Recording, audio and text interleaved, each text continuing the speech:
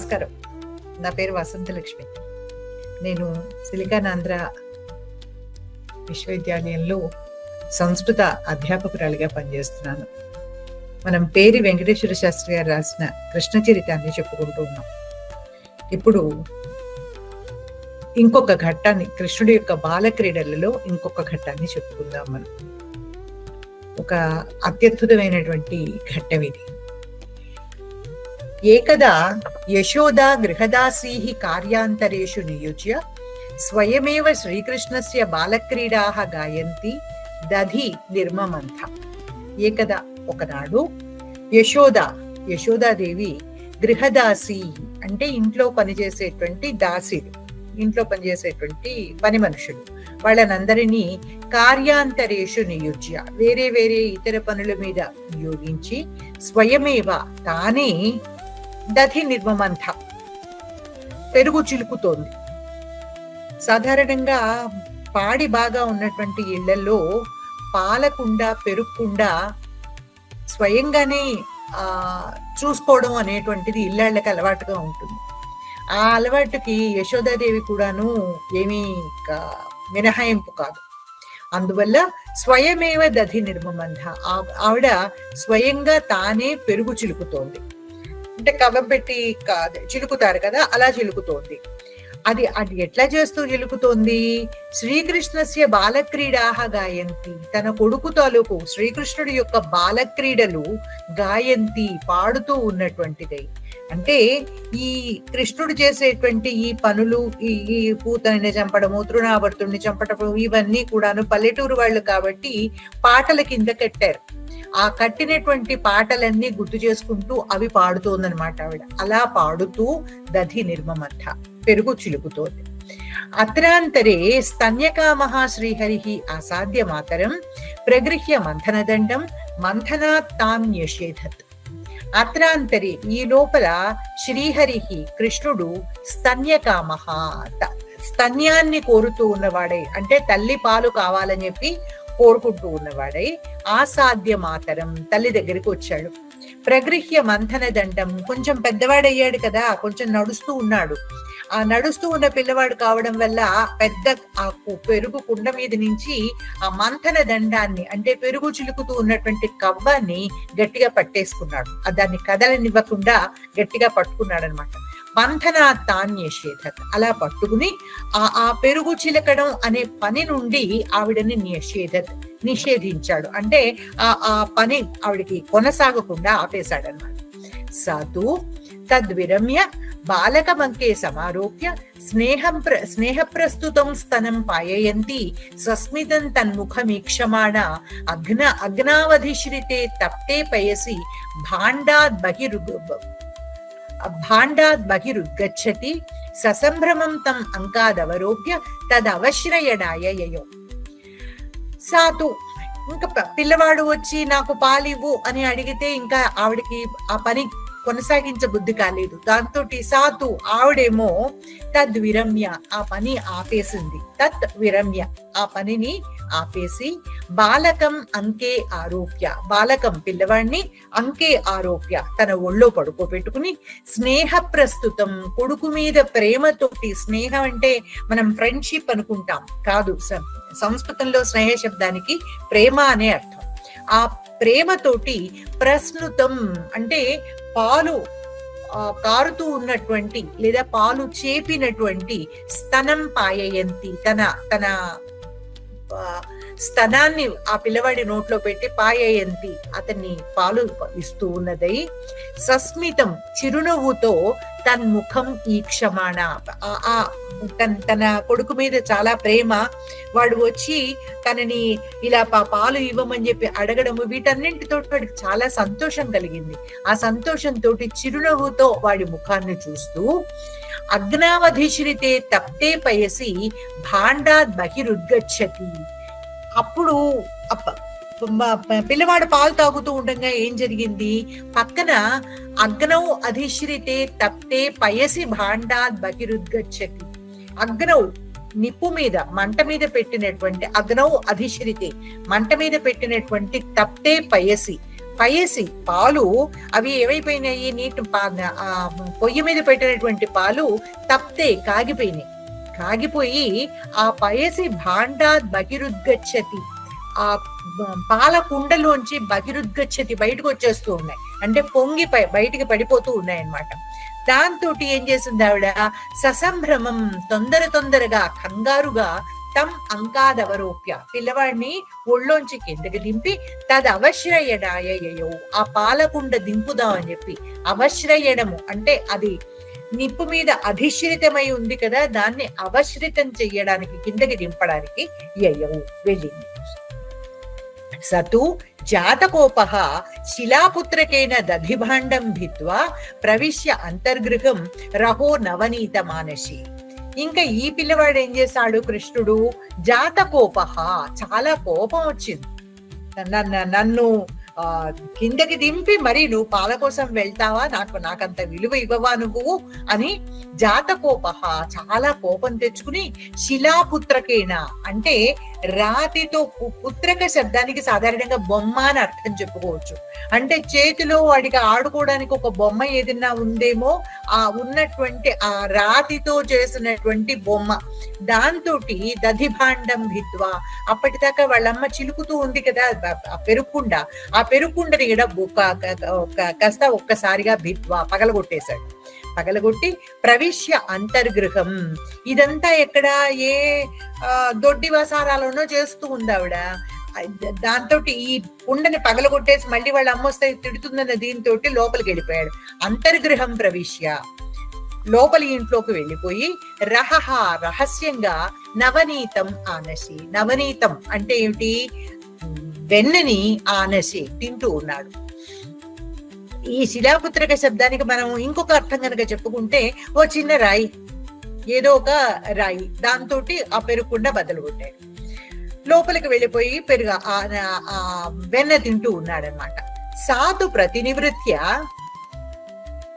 భగ్నం దధ్యమత్రం విలోక్య తంచ తత్ర అపశ్యద్ది జహాస.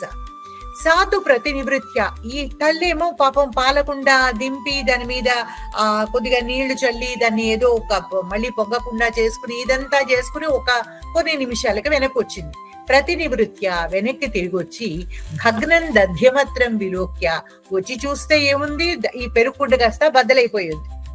ఆ బద్దలైపోయినటువంటి దధి అమత్రం అంటే ఆ పెరుగు తాలూకు అమత్రం పాత్రని విలోక్య చూసింది. కొడుకు పనే ఇది అని చెప్పి తెలిసిపోయింది. ఆ కొడుకు కోసం చూస్తే తంచ తత్ర అపశ్యంతి, ఆ పిల్లవాడిని తత్ర అపశ్యంతి, అక్కడ చూడకపోయి, అంటే అక్కడ పిల్లవాడు కనిపించల, దాంతో ఇట్లా చేసి కుండ పగలగొట్టేసి ఇక్కడ ఉండకుండా వెళ్ళిపోయాడు అని చెప్పి నవ్వొచ్చింది ఆవిడికి. దాంతో జహాస, గట్టిగా నవ్వేసింది. తద్గవేక్షణ గృహాభ్యంతరం ప్రవిశ్య ఉలూఖలోపవిష్టం మర్కటేభ్యః యథాకామం హయ్యంగవీనం దదతం చౌర్య విశంకితేక్షణం సుతం అవలోక్య పశ్చాత్ శనైః వేత్రగ్రహణాయ అగమత్. తద్గవేషణ అంటే అతన్ని ఆ కొడుకుని వెతకటమే పనిగా పెట్టుకున్నటువంటిదే, అంటే కొడుకు కోసమే వెతుకుతూ ఉన్నటువంటిదే. గృహ అభ్యంతరం ప్రవిశ్య, ఇంటి లోపలికి వెళ్ళింది. వెళ్తే ఉలూఖల ఉపవిష్టం, ఉలూఖలం అంటే ఏంటి, రోలు, ఆ రోలు మీద ఉపవిష్టం కూర్చుని ఉన్నాడు. అంటే ఆ రోలు మీద ఎక్కి పైనుంచి ఆ ఉట్టిలో ఉన్నటువంటి పాత్ర దింపి అక్కడే కూర్చుని, ఆ రోలు మీదే కూర్చుని ఉన్నాడనమాట. కూర్చుని మర్కటేభ్యః యథాకామం హయ్యంగవీనం దదతం. ఈ మర్కటేభ్యః అంటే కోతులకి యథాకామం, వాటికి ఎంత కావాలో అంత హయ్యంగవీనం దదతం, ఆ హయ్యంగవీనాన్ని అంటే ఏంటి, ఆపూటే తీసినటువంటి వెన్న, దానిని యాక్చువల్ గా హయ్యంగవీనం అంటే ఆ పూట వాళ్ళ పొద్దున వెన్న తీసి, పెరుగు చిలికి వెన్న తీసి దాన్ని వెంటనే నెయ్యి కాస్తే దాన్ని హయ్యంగవీనం అంటారు. ఇంతకు ముందు వాక్యంలో మనకి నవనీత మానసి అని ఉంది కాబట్టి నవనీతము అని చెప్పాడు కాబట్టి ఇక్కడ హయ్యంగవీన శబ్దానికి మనం ఆ పూటే తీసినటువంటి పెరుగు, అంటే ఒక పాత్రలో వెన్న మజ్జిగ చేసేసి, అంటే ఒక పాత్రలో పెరుగు చిలికి మజ్జిగ చేసి అందులోంచి వెన్న తీసి పక్కన పెట్టి ఇంకొక పాత్రలో చిలుకుతోంది ఈవిడ అని మనం అర్థం చేసుకోవాలి. ఆ హయ్యంగ వీణాన్ని కోతులకు పెట్టేస్తున్నాడు అనమాట. అట్లా దదతం అట్లా కొడుతూ ఉన్నవాడై చౌర్య విశంకితే క్షణం. మరి తను చేస్తున్న పని ఏమిటి? చౌర్యం కదా, దొంగతనంగా తింటున్నాడు. దాంతో ఆ చౌర్యం తన తలుకు దొంగతనం వల్ల విశంకిత ఈ క్షణం, విశంకిత శంకిస్తూ ఉన్నటువంటి ఈ క్షణం అంటే బెదురుగా ఉన్నటువంటి చూపులు కలవాడు అయినా సుతం అవలోక్య కొడుకును చూసి పశ్చాత్ వెనక నుండి శనైహి మెల్లగా శబ్దం చెయ్యకుండా వేత్రగ్రహణాయ అగమత్. వేత్రము అంటే పేం బెత్తం అని చెప్పి చెప్పుకోవాలి. వేత్రం అంటే పేము యాక్చువల్ గా. ఆ వేత్రం అంటే ఇక్కడ వాడిని కొట్టడానికి ఒక బెత్తం, ఆ బెత్తం కోసం అని చెప్పి అగమత్ వెళ్ళింది. గృహీత వేత్రాం తాం అవలోక్య కృష్ణ తతః అవరుహ్య అధావత్. బెత్తం పుచ్చుకుని గృహీత వేత్రాం బెత్తం పుచ్చుకుని తన దగ్గరకు వస్తూ ఉన్నటువంటి తాం అవలోక్య ఆమెని చూసి, తల్లిని చూసి కృష్ణుడు తతః అవరుహ్య ఆ రోలు మీద నుంచి దిగేసి అధావత్ పరిగెత్తాడు. ఈ రోల్ అంటే మనం ఇప్పుడు మనకి కనిపించేటువంటి పొట్టి చిన్న రోళ్ళని లెక్కకి తీసుకోకూడదు. రోల్ అంటే మామూలుగా పల్లెటూళ్ళల్లో చాలా ఎత్తుగా ఉంటుంది. ఆ రోట్లో పోటు అది వెయ్యాలంటే నడుం పెద్దగా వంచాల్సినటువంటి అవసరం లేకుండా ఉండేటట్టుగా ఎత్తుగా ఉంటాయి అన్నమాట. అట్లాంటి ఎత్తైనటువంటి రోల్, దాన్ని ఊహలో పెట్టుకోవాలి మనం. సో ఆ రోల్ మీద నుంచి కిందికి దూకేసి అధావత్ పరిగెత్తేశాడు. సాపి తమ అనుసృత్య ధావంతి కథంచిత్ తమ అగృహ. సాపి ఆవిడ కూడాను తమ అనుసృత్య ధావంతి వాడిని అనుసరించి పరిగెత్తుతూ. ఒక మాట చెప్పాలి మీకందరికి. నేను ఈ కృష్ణుడిని వాడు అంటున్నానని చెప్పి చాలా మందికి కొంచెం మనసు నొచ్చుకుంటోందో ఏమో. నాకు కృష్ణుణ్ణి భగవంతుడిగా చూడడం కంటే కూడాను ఒక బిడ్డగా, ఒక కొడుకుగా చూడడమే ఇష్టం. అందుకోసం అని చెప్పి వాడిని గురించి నేను వాడు అనే అంటాను తప్పిస్తే ఒక భగవద్బుద్ధి అది నేను పెద్దగా చెయ్యలేను. అందుకోసం అని చెప్పి నా నోటి నుంచి వచ్చేటువంటి ఈ వాడు అనే మాటని మీరందరూ క్షమించండి. తమ అనుసృత్య ధావంతి ఆ పిల్లవాడిని అనుసరించి ధావంతి పరిగెత్తి కథంచిత్ ఎట్లాగొట్లా అతి కష్టం మీద. మరి ఇంత చంచలమైనటువంటి పిల్లవాడి వెనకాల పరిగెత్తి వాడిని పట్టుకోవడం అంటే సామాన్యమా? అందుకోసం అది కథంచిత్ ఎట్లాగో అతి కష్టం మీద తం అగృహ్ణాత్ వాడిని పట్టుకుందావిడ. కృతాగసం రుదంతం సాంజనలోచనే పాణినా ప్రకర్షంతం భయ విహ్వలేక్షణం తం గృహీత్వా అభత్సయత్. ఇంకా కృతాగసం తప్పు చేశాడు కదా, తను చేసినటువంటి పని తప్పు తెలుస్తోంది.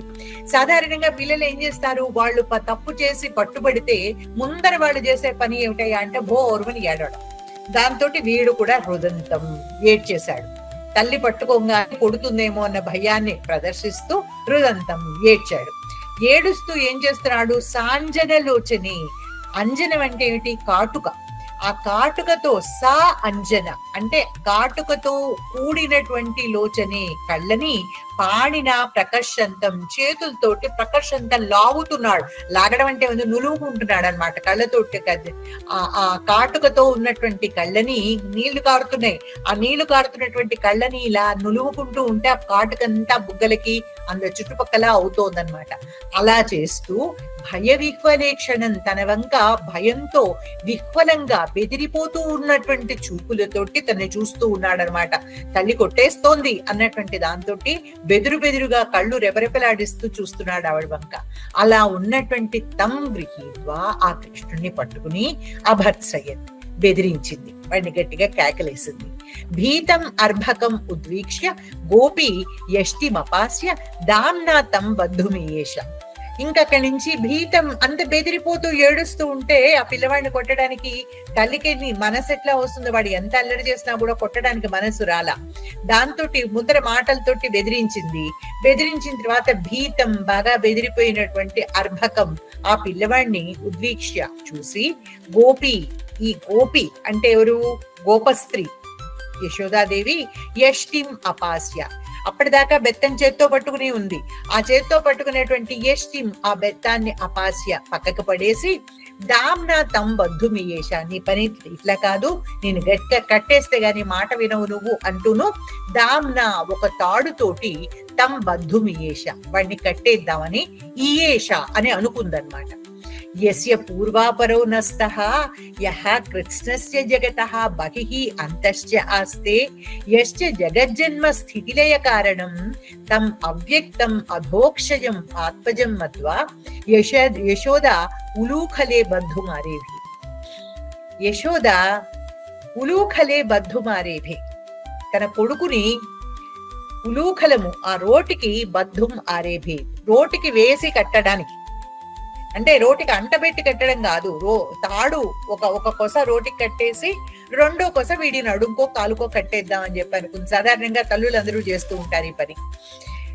బద్ధుమారేభే, కట్టడం మొదలు పెట్టింది. అదొక పెద్ద మహాకార్యమైంది ఆవిడికి. ఎటువంటి ఎవరిని కట్టింది? యస్య పూర్వాపరో నస్తః, ఎవరికి పూర్వము కాని అపరము కాని, అంటే ఈ కొస గాని ఆ కొస గాని ఏవీ లేవు. ఆయన ఎప్పుడు పుట్టాడో మనకి తెలియదు, ఎప్పుడు ఎప్పటిదాకా ఉంటాడో మనకి తెలియదు. ఏ పూర్వాపరాలు ఏవి ఎవరికైతే లేవో, యహ కృత్స్నస్య జగతః బహిః అంతశ్చ ఆస్తి, ఎవరైతే కృత్స్నస్య జగతః సమస్తమైన ప్రపంచానికి బహిః ఆస్తే దాని బయట ఉంటాడు, అంతశ్చ ఆస్తే దాని లోపల ఉంటాడు. ఆ లోకాలన్నింటినీ తన కడుపులో దాచిపెట్టగలిగినటువంటి శక్తితోటి ఆ లోకాలన్నింటికి బయట ఉంటాడు. దానిలో ఇప్పుడు కృష్ణావతారంలో ఆ లోకంలో ఒక భాగంగా దాని లోపల ఉంటున్నాడు. యశ్చ జగజ్జన్మ స్థితిలయ కారణం, ఇంకా ఎవరైతే జగత్తు యొక్క జన్మ దాని పుట్టుకకి, స్థితి దాని తలుగు ఉనికికి, లయ దాని నాశనానికి కారణమైన వాడు, ఎవరైతే ఈ లోకాన్ని తానే పుట్టించి తానే నిలబెట్టి తానే దాన్ని లయం చేసేసుకుంటాడు, తనలో లీనం చేసుకుంటాడు. పోతన గారు చెప్పారే, ఎవ్వని చే జనించు జగము ఎవని లోపల నుండు ఎవని ఎందుడిందు అని చెప్పి, అట్లాంటి జగత్తు యొక్క జన్మకి స్థితికి లయకి కారణమైనటువంటి వాడు తం అవ్యక్తం అధోక్షజం ఆత్మజం మత్వా, అటువంటి అవ్యక్తుణ్ణి అధోక్షజుణ్ణి ఆత్మజం మత్వా తన కొడుకు అని భావించి, ఎందుకు చేసింది ఆవిడ ఈ పనంతాను? తన కొడుకు అని చెప్పి అనుకుంటోంది కాబట్టి. అధోక్షజం ఆత్మజం మత్వా, ఈ అధోక్షజుణ్ణి తన కొడుకు అని భావించి యశోద ఉలూఖలే బద్ధుమారేభే, ఈ యశోదాదేవి ఆ రోలుకి వాడిని వేసి కట్టడానికి ప్రయత్నం మొదలుపెట్టింది. బంధనాయ గృహీతం దామ ద్వ్యంగులోనమభవత్, బంధనాయ ఆ కట్టడం కోసమే గృహీతం దామ, వాడిని చేత్తో ఒక చేత్తో వాడి రెక్క పట్టుకుంది, ఇంకొక దీంతో చేత్తోటే వస్తువులు అటు ఇటు కదిపి మొత్తానికి ఒక తాడు బయటికి తీసింది ఆవిడ. ఆ గృహీతం దామ, ఆవిడ పట్టుకున్నటువంటి తాడు ఏదైతే ఉందో ద్వ్యంగుల ఊనం అభవత్, 2 అంగుళాలు తక్కువైంది. అంటే ఆ రోలు కట్టేసి దాన్ని వీడి నడుంకి కడదాము అని అనుకుంటే, లేదా రోలుకు వేసి వాడిని కడదాము అని అనుకుంటే 2 అంగుళాలు తక్కువైంది ఆ తాడు.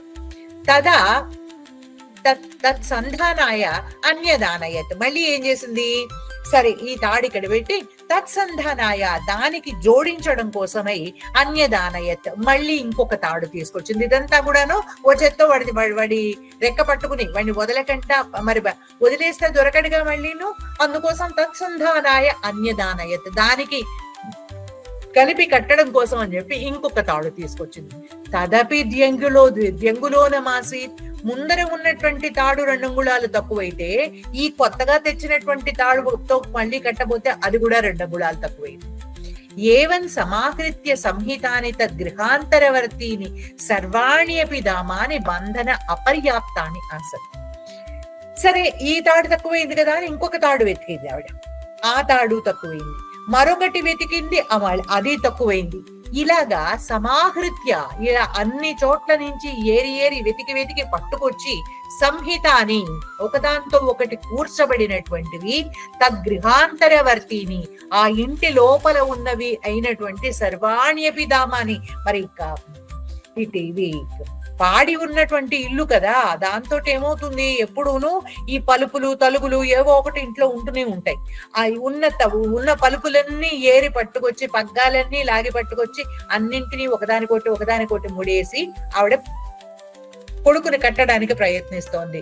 కానీ తద్గృహాంతరవర్తిని ఆ ఇంటి లోపల ఉన్నటువంటి సర్వాణ్యపిధామాని ఎన్ని తాళ్లు తెచ్చిందో అన్ని తాళ్లు కూడాను బంధన అపర్యాప్తాన్ని ఆసన్. బంధనానికి ఆ ఎంత 4 ఏళ్లవాడు మహా అవుతే 3 ఏళ్లవాడు వాడిని కట్టడానికి ఇన్ని తాళ్లు చాలలేదు. బంధనానికి అపర్యాప్తాన్ని సరిపోనివిగా అయిపోయింది. తదా గోపీభి సహ నందపత్ని సవిస్మయ అతిష్టత్. ఇదంతా ఈవిడ వాడిని గట్టిగా కేకలేస్తూ వస్తువులన్నీ కదిలించేస్తూ వెతికి వెతికి తాళ్లు తీస్తూ ఇదంతా చేస్తూ ఉంటే ఏదో పెద్ద గోల కింద తయారయ్యేది. దాంతో చుట్టుపక్కల వాళ్ళందరూ వచ్చారు. ఈ ఇంట్లో పనిచేసేటువంటి దాసీలు వాళ్ళు ఎలాగో ఉండనే ఉన్నారు. వీళ్ళందరూ ఈ గోప స్త్రీలందరూ కూడా గోపీభి సహా దీన్ని చూస్తూ ఉన్నటువంటి ఆ గోప స్త్రీలందరూ విస్తుపోతూ ఉన్నారనమాట. ఏమిటిది, ఏమిటి పరిస్థితి అని. వాళ్లతో పాటుగా నందపత్ని, ఈ నందపత్ని కూడా అంటే వాళ్ళకందరి వాళ్ళ మీద అధికారి నందుడు, వాళ్ళందరికీను నాయకుడు నందుడు. ఆ నాయకుడి భార్య అయినటువంటి ఈ నందపత్ని మామూలుగా సామాన్యుల్లాగా ఆవిడ చిన్నవాటికి పెద్దవాటికి ఆశ్చర్యపడకూడదు. కానీ ఈవిడ కూడాను సవిస్మయ అతిష్టత. ఇంకా ఆవిడ కూడా ఆ విస్మయంతో ఉండిపోయింది. బంధన ప్రయాసైన అత్యంత పరిశ్రాంతాం ప్రస్విన్న గాత్రాం ఉచ్ఛ్వసంతీం ప్రకంపమారోరు వక్షసం మాతరం అవేక్ష్య భక్తవత్సలః సహా స్వయమేవ బంధనే ఆసీత్. ఇంకా బంధన ప్రయాసైన తన్ని కట్టడం కోసమే చేస్తూ ఉన్నటువంటి ఆ పరిశ్రమతోటి అటు ఇటు పరిగెత్తడం, తాడు లాకు రావడం, మళ్ళీ వాటిని మూడేయటం, ఇదంతా చేస్తూ ఉంది కదా. ఈ చేస్తూ ఉన్నటువంటి ప్రయాసతోటి అత్యంత పరిశ్రాంతం చాలా అలిసిపోయింది ఆవిడ. యశోదాదేవి చాలా అలసట వచ్చేసింది ఆవిడికి. ప్రస్విన్న గాత్రం, ఇంకా చెమట పట్టేసి ఒళ్ళంతా తడిసిపోయింది, ఒళ్ళంతా చెమ్మగిల్లిపోయింది చెమటలతోటి. ఉచ్ఛ్వసంతి, పెద్దగా ఊపిరి తీసుకుంటోంది. ఉచ్ఛ్వసంతి, రొప్పొచ్చేస్తోంది అనమాట.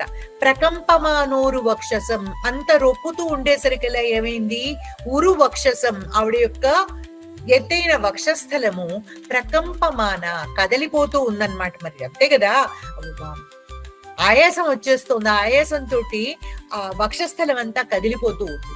అటువంటి మాతరం అవేక్ష్య, అటువంటి తల్లిని చూసి, అటువంటి స్థితిలో ఉన్నటువంటి తల్లిని చూసి, అప్పటిదాకా ఆటగా ఉంది. అంటే పసిపిల్లవాడు తల్లితో ఆడడం అదొక రకం. ఈయనెవరు, భగవంతుడు తన భక్తురాల్ని కూడా ఏడ్పించి ఇలా వేళాకోళం చేసి ఆడుతున్నాడనమాట ఆవిడతోటి.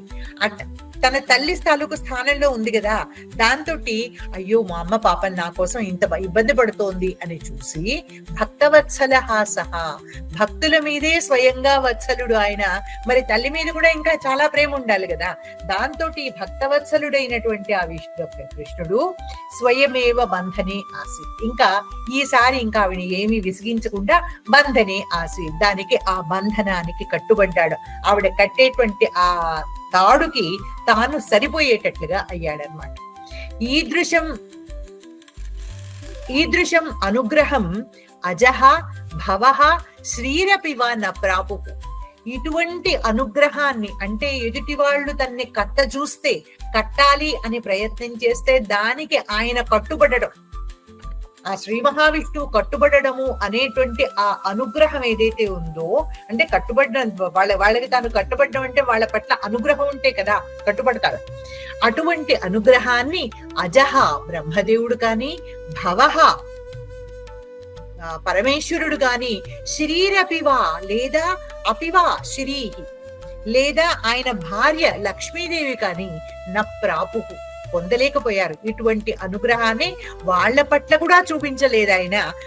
అటువంటి ఆ అనుగ్రహాన్ని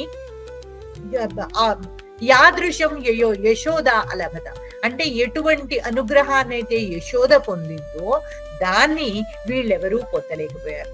యతః అన్యేషాం ముక్తిప్రదః భగవాన్ స్వభక్తాయాః మాతుః పరిశ్రమం అవేక్ష్య కృపయా స్వయం బద్ధః ఆసీత్. యతః ఎందుకంటే అన్యేషాం ముక్తిప్రదః భగవాన్ ఇతరులకి ముక్తిని ఇచ్చేటువంటి, ఇతరుల్ని వాళ్ళ తలకు బంధనాల నుంచి విముక్తుల్ని చేసి వాళ్ళకి మోక్షాన్ని ఇచ్చేటువంటి భగవంతుడు స్వభక్తాయాహ మాతుః తన భక్తురాలైనటువంటి తన తల్లి యొక్క పరిశ్రమం అవేక్ష ఆవిడ పడుతున్నటువంటి శ్రమని, ఆవిడ పడుతున్నటువంటి అలసటని అవేక్ష చూసి కృపయా స్వయం బద్ధః ఆసీత్ ఆవిడ మీద కృపతో, ఆవిడ మీద అనుగ్రహంతో స్వయం తనంతట తానే బద్ధః ఆసీత్ ఆవిడికి కట్టుబడ్డాడా, ఆవిడ చేతిలో కట్టబడ్డాడు. భగవానయం గోపికాసుతః యథా భక్తానాం సులభః న తథా జ్ఞానినాం అన్యేషాం వా సులభః భవతి. అయం భగవాన్ భగవంతుడు ఆయన శ్రీ మహావిష్ణువే, వైకుంఠవాసే, శేషశయనుడే. కానీ ఇప్పుడు ఆయన ఎవరు? గోపికాసుతః. ఆయన ఒక గోపికకి కొడుకుగా ఉన్నాడు. ఈ సుతుడైనటువంటి ఈ భగవంతుడు యథా భక్తానాం సులభః భక్తులకి ఎలా సులభుడో అంటే భక్తులకి మూఢమైన భక్తితో తన్ని సేవించేటువంటి వాళ్ళకి ఏ రకంగా సులభుడు అంటే వాళ్ళకి తేలిగ్గా చిక్కుతాడో తథా ఆ విధంగా జ్ఞానిన మహాజ్ఞానం కలిగినటువంటి అన్యేషాం ఇతర భక్తులకి, జ్ఞానులైనటువంటి ఇతర భక్తులకి, జ్ఞానినాం అన్యేషాం వా జ్ఞానులకి కానీ ఇతర భక్తులకి అంటే ఆ జ్ఞానంతో కూడినటువంటి భక్తి కలవాళ్ళకి కానీ సులభ నభవతి సులభుడు కాడు. అంటే ఆ ఒక మూఢ భక్తికి లొంగినట్టుగా భగవంతుడు ఇంకా ఏ విధమైనటువంటి భక్తికి లొంగడు. ఇక్కడికి వాళ్ళు ఆపుదాం మనం.